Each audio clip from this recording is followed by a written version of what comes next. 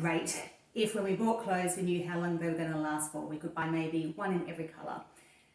As I was getting dressed this morning, I was thinking about how this is one of those dresses. It must be at least 13 years old now, which means when I say to you this next part, I can guarantee it's probably what you're doing.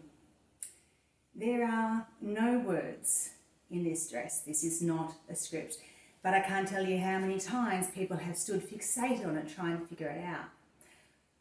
Now that makes a lot of sense because our brains are wired to look for connection, for meaning, for stories, for patterns, which is fine if you're trying to figure out if there is random scribble on a dress or whether there's any words in there.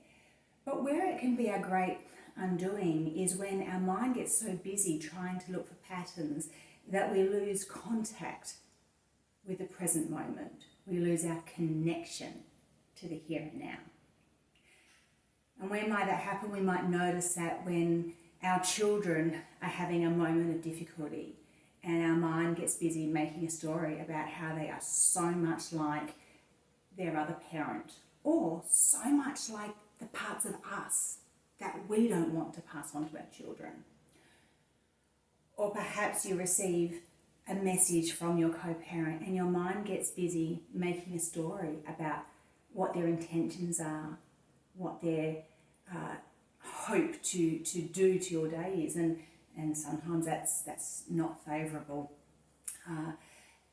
So your challenge today is to look at when your mind gets busy, how can you bring your connection back to the here and now, to the things you can see, touch, taste, smell and hear, so that you can respond to what is happening right here, right now, and how that may be different from the story that our minds like to get busy telling us about.